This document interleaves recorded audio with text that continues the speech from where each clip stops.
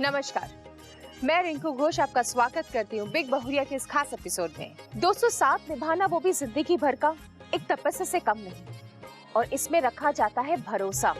और भरोसा एक ऐसी चीज है जो शीशे से भी नाजुक, जल से भी पतला और शोले से भी भड़काऊ होती है।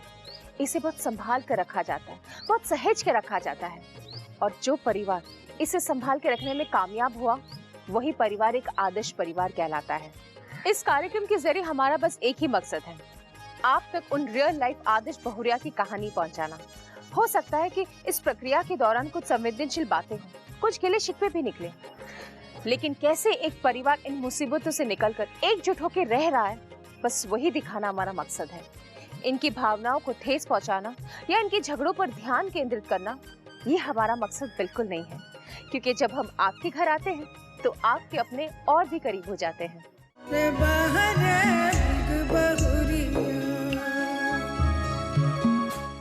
मैं आ गई हूँ एसके कॉलोनी कंकड़बाग पटना में। आज की हमारी बिग बहुरिया किरण सिन्हा और उनकी सासू माँ लक्ष्मी देवी जी से मिलने। किरण जी एक हाउसवाइफ है और उनके पति एक डॉक्टर। ससुराल तो बीच बीच में जाया करती थी, कुछ फंक्शन हुआ तो उसमें गई, 1 सप्ताह के लिए 10 दिन के लिए गई। ससुराल में तो मैं बहुत कम रही हूँ। जब से डॉक्टर साहब पास किए उसके बाद फिर जब जॉब लगा उसके बाद 5 साल के बाद, शादी के 5 साल के बाद मैं इनके साथ रहने लगी। किरण जी और उनकी सासू माँ लक्ष्मी देवी जी से मिलने से पहले मैं मिल रही उनके पड़ोसियों से, ताकि मैं किरण जी और उनकी सासू माँ लक्ष्मी देवी जी के बारे में कुछ जानकारी हासिल कर सकूं, उनकी बातें कुछ जान सकूं। लेकिन सबसे पहले मैं खेलूंगी उनके साथ एक गेम, और इस गेम में जो जीतेगा उसे मिलेगा बिग मैजिक गंगा परिवार की ओर से एक बहुत ही प्यारा सा टिफिन बॉक्स। और साथ ये भी जानूंगी कि सास और बहू में ज्यादा पॉपुलर कौन है। तो आप लोग तैयार हैं? चलिए आइए सबसे पहले उनका परिचय जानते हैं। सबसे पहले मुझे आप अपना नाम बताएं। निभा कुमारी। मेरा नाम विनीता कुमारी है। उषा पांडे। धर्मशीला देवी। आप लोगों के साथ में अब गेम खेलने जा रही हूँ, बातचीत हम बाद में करेंगे। सबसे पहले मैं गेम का फॉर्मेट आप लोगों को समझा दूं।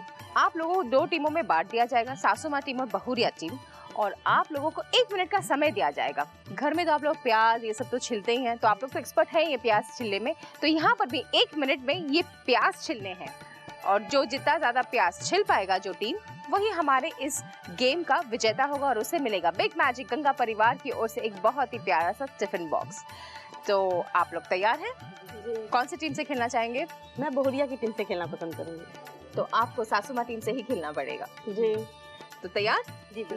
चलिए, और आप लोगों का समय शुरू हुआ अब। पूरा मुंह भी छिलना चाहिए जैसे आप लोग घर में छिलते हैं, ठीक से, एकदम नीटली एकदम आराम से, अच्छे से। लेकिन 1 मिनट का समय दिया जाता है आप लोगों को।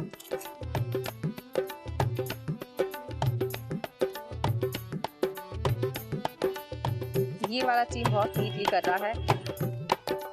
10, 9, 8, 7, 6, 5, 4, 3, 2, स्टॉप। चलिए अब गिनते हैं कि कौन सी टीम ने कितना किया है। तो 1, 2, 3, 4, 5, 6, 7, 8।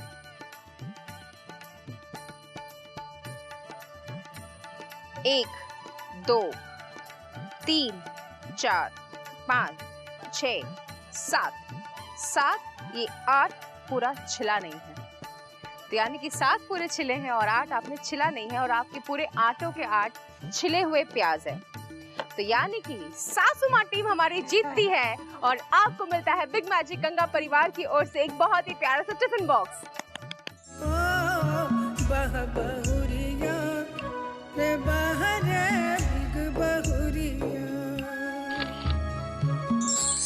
गेम भी खेल लोगे, गिफ्ट भी देना हो गया। अब बातचीत का सिलसिला हम शुरू करते हैं। चलिए, तो निभा जी बताइए, किरण जी को आप इतने सालों से जानते हैं, उनके बारे में कुछ हमें बताइए।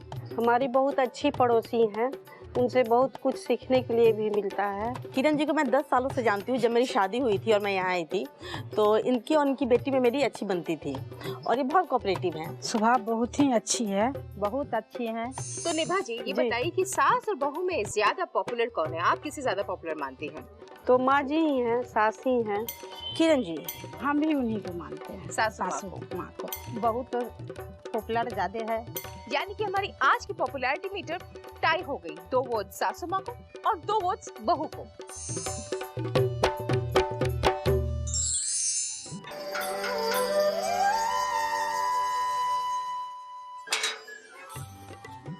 अरे रिंकू जी आप, नमस्ते। नमस्ते। आपसे मिलने आए हैं और आपको ये बताने आए हैं कि आज आप हमारी बिग बहुरिया हैं। धन्यवाद। इसी सिलसिले में मुझे आपके परिवार वालों से मिलना है, आपसे कुछ बातें करनी है। चलिए आपको मैं अपने परिवार से मिलवाती हूँ। चलिए। तो अब मैं आ गई किरण जी के पूरे परिवार के बीच और मैं चाहूंगी कि किरण जी सबका परिचय हमसे करवाएं।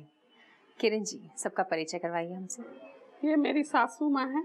नमस्ते माँ जी, क्या नाम है? लक्ष्मी देवी। और माँ जी के बगल में? मेरी देवरानी है। अच्छा, नमस्ते, क्या नाम हो आपका? पुष्पा प्रकाश। अच्छा, और उनके बगल में? फुआ सास है मेरी। अच्छा, नमस्ते माँ जी, आपका क्या नाम हो माँ जी? मेरे पति देव। अच्छा, नमस्ते। नमस्ते डॉक्टर साहब, क्या नाम है आपका? मेरा नाम डॉक्टर रंजन कुमार सिन्हा है। और उनके बगल में? मेरे देवर हैं। अच्छा, नमस्ते। नमस्ते। क्या नाम हो आपका? ओम प्रकाश। और क्या करते हैं आप? मैं गवर्नमेंट एडवाइजर हूँ। और उनके बगल में? भतीजा है। अच्छा, हेलो, क्या नाम हो आपका? मेरा नाम विश्वम प्रकाश। और आप क्या करते हैं? मैं दिल्ली यूनिवर्सिटी में स्टूडेंट हूँ। चलिए, बहुत अच्छा परिवार है आपका। और बस आपको ये बताना चाहूँगी कि आपसे मिलने के पहले मैं आपके पड़ोसियों से मिली और आपके बारे में बहुत अच्छी बातें मुझे सुनने को मिला है। माँ जी के बारे में बहुत अच्छी बातें सुनने को मिली है। और आपको ये बताना चाहूँगी कि हमारा जो पॉपुलैरिटी मीटर है आज टाई हुआ है आपके और माँ जी के बीच में। तो आप दोनों को मिलता है बिग मैजिक गंगा परिवार की ओर से एक बहुत ही प्यारा सा कैसरोल।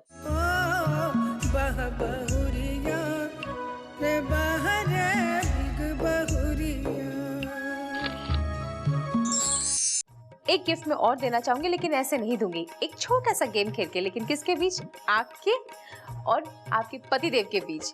और जो जीतेगा उसे मिलेगा बिग मैजिक गंगा परिवार की ओर से एक इलेक्ट्रिक आयरन। तो गेम के हम आपको समझा दूं, आप दोनों को 1 मिनट का समय दिया जाएगा और उस 1 मिनट में आपको जिस चीज में आप माहिर हैं वो लिखना है। एंड डॉक्टर साहब, आप जिस फील्ड में एक्सपर्ट हैं आपको उनका नाम लिखना है, मतलब दवाइयों के नाम लिखने हैं। और 1 मिनट में जो जितना ज्यादा सामानों की लिस्ट, मतलब आप सामानों की लिस्ट बनाएंगे और आप दवाइयों की लिस्ट बनाएंगे, जिसका लिस्ट सबसे ज्यादा लंबा होगा वही हमारे इस गेम का विजेता होगा। और जो विजेता होगा उसे मिलेगा बिग मैजिक गंगा परिवार की ओर से एक इलेक्ट्रिक आयरन। चलिए, और आप लोगों का अभी रुक जाइए, आप लोगों का समय शुरू हुआ अब। डॉक्टर साहब, आपको कैपिटल लेटर्स में लिखना है बिकॉज डॉक्टर हैंडराइटिंग नहीं चलने वाला। नहीं, हम साफ साफ लिखेंगे। दोनों अपनी अपनी फील्ड में एकदम माहिर।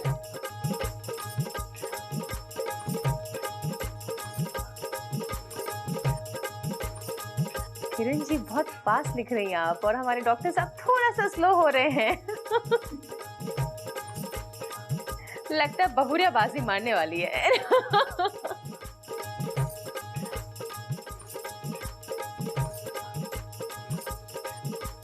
5, 4, 3, 2 एंड स्टॉप। चलिए, तो अब गिना जाए कि किसने कितनी लंबी लिस्ट। वैसे गिनने की जरूरत नहीं है क्योंकि यहाँ पर लिस्ट एकदम देखने से पता चल रहा है कि गृहिणी की लिस्ट थोड़ी सी लंबी है। जैसे 1, 2, 3, 4, 5, 6, 7, 8, 9, 10, 11, 12, 13 एंड 14 लिस्ट आपने तैयार किया। आपका बता दीजिए डॉक्टर साहब। 10। बस ओके, 1, 2, 3, 4, 5, 6, 7, 8, 9, 10 10।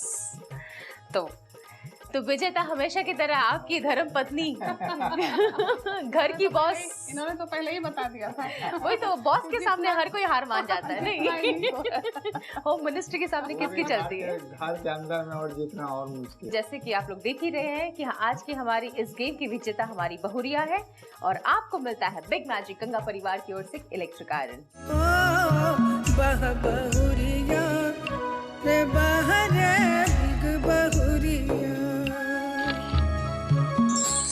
तो चलिए, अब अपने बातचीत का सिलसिला हम शुरू करते हैं। आइए बात करते हैं हमारी आज की बिग बहुरिया किरण सिन्हा जी से। छोटी उम्र और बड़ी जिम्मेदारी अक्सर बहुरिया को निभानी पड़ती है। आज भली स्थिति थोड़ी अलग है, लेकिन कुछ साल पहले तो ऐसे ही हुआ करती थी। किरण सिन्हा जी, हमारी आज की बिग बहुरिया हमारे साथ कुछ उन्हीं पलों को शेयर कर रही हैं। किरण जी, बहुत छोटी उम्र में आपकी शादी हो गई, कह सकते हैं टीन एज में, किशोर अवस्था में। किशोरावस्था में। तो क्या समझती उस वक्त आपको शादी? शादी की कोई खास समझ नहीं थी, ऐसे ही शादी की बात चली, शादी तय हो गई, शादी हो गई। बताया तो होगा आपकी शादी हो रही है अमुक उस इंसान से। जमाने में लड़की से पूछा नहीं जाता था फोटो वगैरह तो दिखाया होगा कि लड़की का फोटो लेके गए, लड़की के फादर तो वहाँ दिए, वो लोग फोटो देख के पसंद करके बातचीत फिर करते थे। अपने भी फोटो भेजी होगी आपके? नहीं, लड़का का फोटो भेजने का कोई चलन उस समय नहीं था। तो आपने फोटो भी नहीं देखा था? मैंने उनके फोटो शादी भी के नहीं पहले? देखा था। नहीं। तो जब शादी करके आप यहाँ आए तो यहाँ पर कितना बड़ा परिवार मिला आपको? बहुत बड़ा परिवार नहीं था, 3 भाई और 1 बहन। बहन की शादी हो चुकी थी, एक बड़े भाई की शादी हो चुकी थी, तो मतलब जेठानी भी थी आपकी? जेठानी थी, एक बच्चा था उनका। तो यहाँ आके जेठानी, जेठ, भरा पूरा परिवार मिला, भले ही छोटा सा हो। लेकिन किशोर अवस्था में शादी की जिम्मेदारी संभालना कोई आसान नहीं होता, समझ भी नहीं होती। तो फिर कैसे आप ससुराल में आप एडजस्ट कर पाई? ससुराल में तो मैं बहुत कम रही हूँ। जब से डॉक्टर पास किए, उसके बाद जॉब लगा, उसके बाद शादी के 5 साल के बाद मैं इनके साथ रहने लगी और 5 साल तक ऐसे ही बीच बीच में आना जाना। तब तक आप होता समझ था। चुकी थी? तब काफी तक समझ चुकी, तब थोड़ी तक बच्चे हो गए थे। चलिए, बहुत अच्छा। उसी का नतीजा लेकिन है। फिर भी कुछ कठिनाई आपको जब आप यहाँ पर ससुराल में आई, या ऐसी कोई बात जो आपको नहीं समझ में आ रही थी, आपकी सासू माँ ने आपको हेल्प किया, ससुराल में आपकी जेठानी थी, उनसे कुछ मदद मिली हो? बहुत ही अच्छी थी जेठानी मेरी, और सासू माँ तो चूंकि तुरंत बाबूजी का डेथ हुआ था पहले, इसलिए सासू माँ उस समय थोड़ा गंभीर रहती थी। उनकी ओर से कोई आप बहुत स्ट्रॉन्ग पर्सनालिटी की हैं। आपके पड़ोसियों ने ऐसा उनके बातों से जान पड़ा कि आप बहुत स्ट्रॉन्ग पर्सनालिटी की, काफी सोसाइटी में रौनक बनी रहती है अरे आपसे। ऐसे ही पड़ोसी लोग तो हो सकता है होंगे, तो अपने नहीं, तो नहीं आपको पता देख के भी चलता। लगता है कि आप अच्छा। काफी स्ट्रॉन्ग पर्सनालिटी की है, आप अपना बात आप रख सकती हैं, अपना एक खुद का ये एक तो है, हाँ, ये तो है। आपका एक समझ है, आपकी खुद की एक थिंकिंग है जो आप रखती भी है सामने। तो कभी आपकी स्ट्रॉन्ग पर्सनालिटी उस वक्त, उस जमाने में बहू का स्ट्रॉन्ग पर्सनालिटी होना मतलब लोगों को गवारा नहीं मेरी होता था। स्ट्रॉन्ग पर्सनालिटी को लोग अप्रिशिएट की। मेरे ससुराल में मेरे जेठ और मेरे हस्बैंड लोग बहुत अप्रिशिएट किए इस चीज़ को। अगर हम कोई बात बोले या के, तो वो लोगों को लगा कि नहीं ये सही बोल रही है। मेरे परिवार में ये है कि अगर मैं कुछ बोल दूंगी तो वो जरूर लोगों को लगेगा कि नहीं ये सही बोल रही है। लेकिन कभी इस पर्सनालिटी की वजह से आपके घर में सास और बहू के बीच में या जेठानी और आपके बीच में कभी कोई कभी कोई हुआ? अनबन नहीं। सब लोग नहीं, मेरा परिवार ऐसे भी उदाहरण है। किस चीज के उदाहरण ये है? मैं कहूँगी जरूर किस इस मामले में कि सास के साथ, बहू के साथ, परिवार में सब लोग मिलजुल के कैसे रहते हैं। इन लोग को तीनों भाई के में जितना आपस में प्रेम है, या सास बहू जैसे हम लोग मिल के बहुत घर में रहते हैं, आजकल के ज़माने में तो उदाहरण जरूर है। मेरे गांव में भी लोग उदाहरण देते हैं और मैं यहाँ भी रहती हूँ तो यहाँ भी लोग उदाहरण देते हैं। आपका परिवार एक उदाहरण है, आपने कहा सबके लिए। ये उदाहरण बनने के लिए परिवार में किस चीजों को नजरअंदाज करना चाहिए कि आपका परिवार ये उदाहरण लायक बने? नजरअंदाज करना चाहिए, जैसे कुछ बोल रही है, अगर मेरी सास ही कुछ बोली तो उस पर तुरंत रिएक्ट नहीं करना चाहिए आदमी को, मेरी समझ से। बाद में उस पर फिर कुछ आराम से बैठ के बात कर लीजिए या हस्बैंड से कुछ डिस्कशन कर लीजिए, लेकिन तुरंत सास को कुछ जवाब नहीं दीजिए। कुछ या जेठानी ही कुछ मान लीजिए समझाती हैं या कुछ गलत ही हमको लग रहा है कि नहीं गलत बोल रही हैं, तो उस समय तुरंत नहीं ये करना चाहिए। तो सास मेरी बहुत कड़ी थी। हाँ, पर अब तो 90 की हो गई हैं, अब तो खैर बहुत, ये उस समय तो कड़ी थी। मेरी शादी हुई थी तो मेरे हस्बैंड शुरू में बोले थे कि मेरी माँ इंदिरा गांधी है। और ये इंदिरा गांधी का मतलब मेरी जैसी स्ट्रॉन्ग पर्सनैलिटी है, उससे भी ज्यादा स्ट्रॉन्ग पर्सनैलिटी उनकी अपने समाज में थी। क्या उदाहरण? मतलब एक उदाहरण दीजिए मुझे। जैसे खाना ही बनाने का है, खाना बनाना है, जो बनेगा वो जो बोलेंगी वही बनेगा। उसमें आप अगर कह देंगे कि नहीं 2 सब्जी नहीं बनानी है, एक ही सब्जी बनेगी, तो 1 सब्जी बनेगी। लोग मानते थे इस चीज को। अगर मन में है भी तो छुपके कर लीजिए, लेकिन सामने नहीं। बहुत डोमिनेटिंग थी। हाँ, डोमिनेटिंग थी। तो मैं भी मिलना चाहूंगी आपके घर की इंदिरा गांधी जी से। तो आइए मिलते हैं किरण जी की सासू माँ लक्ष्मी देवी जी से, जो इनके लिए इंदिरा गांधी है।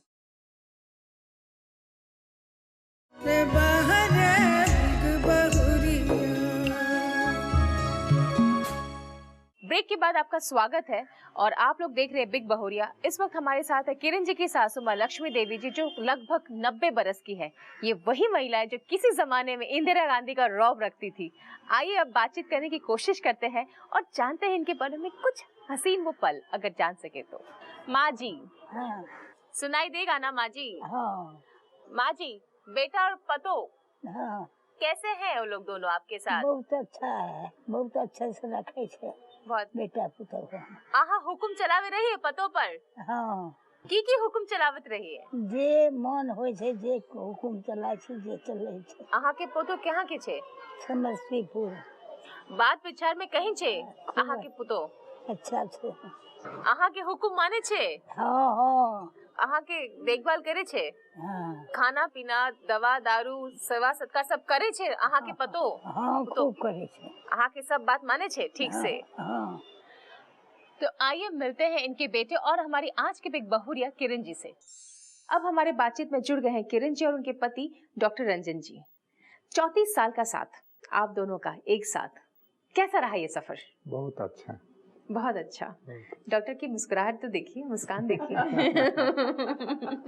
काम से ही लगेगा, है ना? हर रोज खांस ही रहा था। हमारे डॉक्टर साहब बहुत क्यूट है नहीं?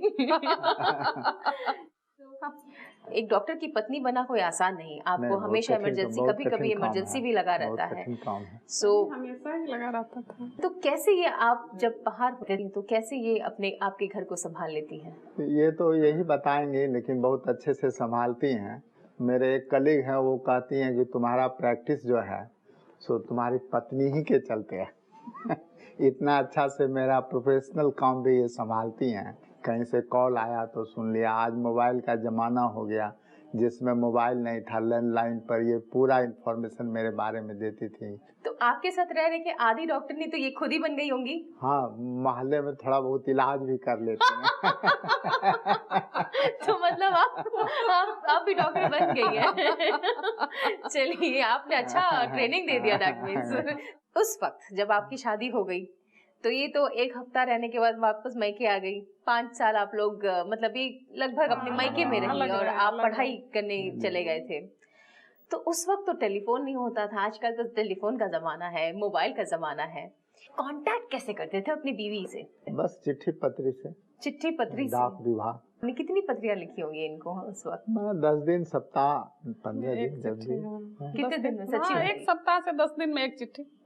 एक हफ्ता में? एक हफ्ता से 10 दिन से अधिक होता था तो फिर आप होने लगता था कि चिट्ठी नहीं आ रही है। मेरे बाबूजी पूछते थे कि चिट्ठी नहीं आ रही है, मेहमान की क्या बात है। तो ये 10 दिन के ऊपर अगर लेट हो तो क्या कारण होता था डॉक्टर साहब? कुछ पढ़ाई में कारण नहीं, कभी डाक विभाग का कारण हुआ, कभी अपना एंगेजमेंट रहा, पढ़ाई लिखाई इधर उधर, कभी नहीं मौका मिला।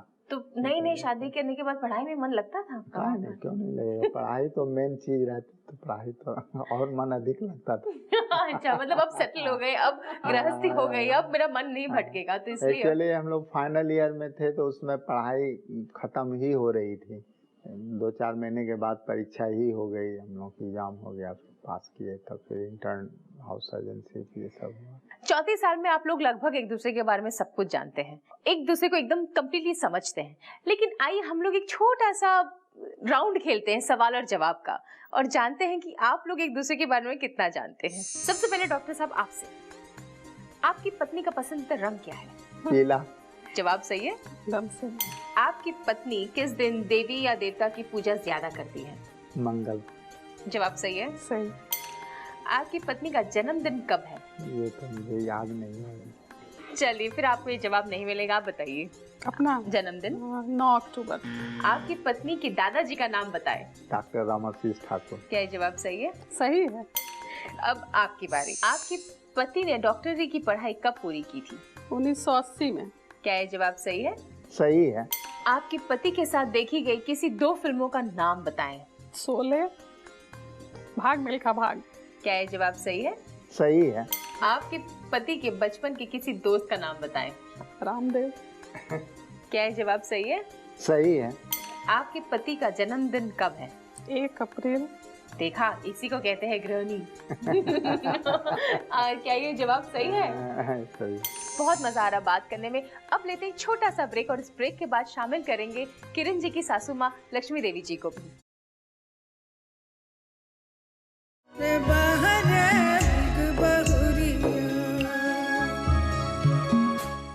ब्रेक के बाद आपका स्वागत है और एक बार फिर हमारे साथ जुड़ गई हैं किरण जी की सासू माँ लक्ष्मी देवी जी। किरण जी, आप कुछ बताइए अपने सासू माँ के बारे में, खास मतलब इतनी एनर्जेटिक इस उम्र में। माँ तो बहुत एनर्जेटिक हैं अभी भी सुबह कहीं अगर जाना हो तो मुझे भले लेट हो जाए सवेरे जगने में, तैयार होने में, लेकिन माँ को अगर बोल दिया जाए कि 4 बजे कहीं जाना है तो 4 बजे अभी भी स्नान करके पूजा करके ये हमसे पहले तैयार हो सकती है। गांव में रहे आप लोग, तो गांव में कैसा था इनका शासन? गांव में तो और बहुत ज्यादा, यहाँ से भी ज्यादा। यहाँ तो थोड़ा शहरी वातावरण में कम रही थी तो थोड़ा सा झुक जाती है यहाँ, लेकिन गांव में तो इनका इतना चलता है अभी भी। गांव में इतना इनका शासन था तो आपकी तो मतलब घर की बहू को तो ठीक है, मतलब है ही है, वो तो करते ही हैं।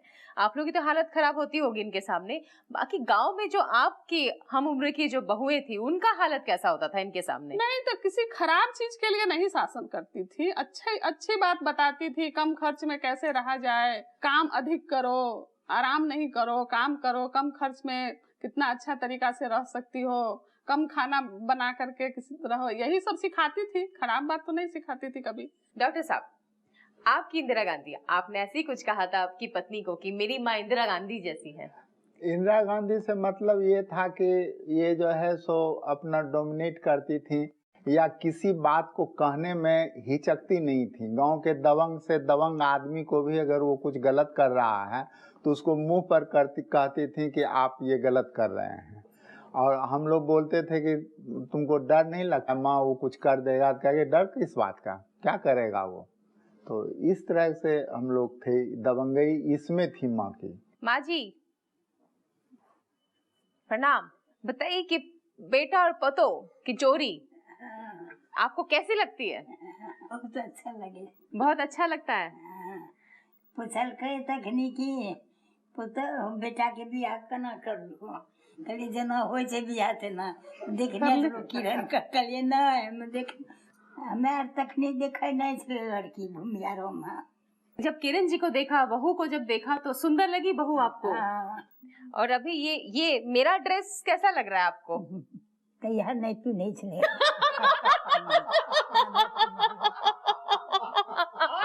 और एक बात बता दूं कि अभी भी मैं सलवार सूट और नाइटी कुछ नहीं पहनती हूँ। पसंद नहीं है माँ जी को? पसंद है इसलिए मैं नहीं पहनती। हमरा पुता वो नहीं पुण्य से तीनों कोई ना। और बेटी? हाँ बेटी लोग पहनती है, बेटी बहू पहनती है। अब समझा दिया गया इनको।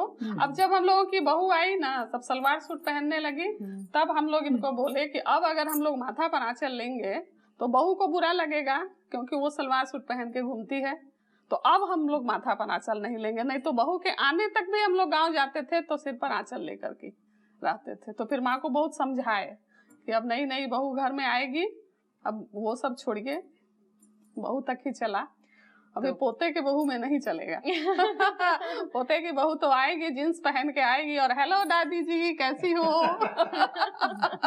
तो दादी जी मान जाएंगी? दादी जी बहुत खुश रहती हैं, जमाने के साथ बहुत एडजस्ट की हैं। 3 पीढ़ी का संगम आपके यहाँ दिखाई पड़ रहा है। आपकी सास, अब आप खुद एक सास हैं, तो क्या वो संगम है? क्या उस जमाने में और आज के जमाने में क्या अंतर है? और आप क्या वो मैसेज देना चाहते हैं यंग जनरेशन को, आने वाले जनरेशन को, कि एक घर बनाकर चले? पहले जमाने में था कि पर्दा था, थोड़ा पर्दा लोग मानते थे, बड़े बुजुर्ग का लोग कहना मानते थे। बड़े बुजुर्ग भी चाहते थे कि जो बहू है वो मेरे अंदर में रहे, और अब तो वो है ही नहीं। और सास भी अब समझ गई है कि अब बहू पर वो ऑर्डर चलाना सही नहीं है, इसलिए पहले से सास में ज़्यादा बदलाव हुआ है बहू की अपेक्षा। और अच्छा हमको लगता है कि यही है, पहले ज़माने से अच्छा यही है कि फ्री आप भी हैं, फ्री बहू भी है। पहले थोड़ा लगता था हमेशा कि थोड़ा सा हम दब के हैं, सास का शासन चल रहा है।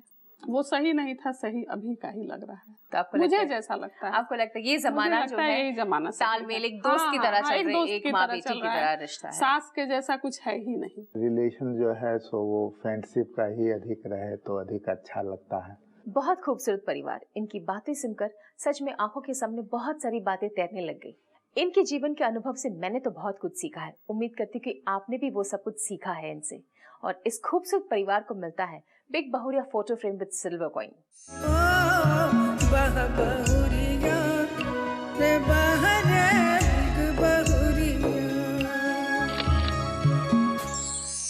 जमाना बदल रहा है, घर बदल रहा है और जमाने के साथ बदल रही हैं सास और बहुरिया भी, लेकिन संस्कार अभी भी वही है। इसलिए अब घर घर में एक आदर्श महिला देखने को मिलती है। अगर आप भी हैं ऐसे एक आदर्श परिवार तो हमें इस नंबर पे संपर्क कीजिए 9386419030, क्योंकि जब हम आपके घर आते हैं तो आपके अपने और भी करीब हो जाते हैं। तब तक के लिए रिंकू घोष को दीजिए इजाजत। मैं फिर मिलूंगी आपके साथ ऐसे किसी आदर्श परिवार के साथ, ऐसी एक आदर्श बहुरिया के साथ। नमस्कार।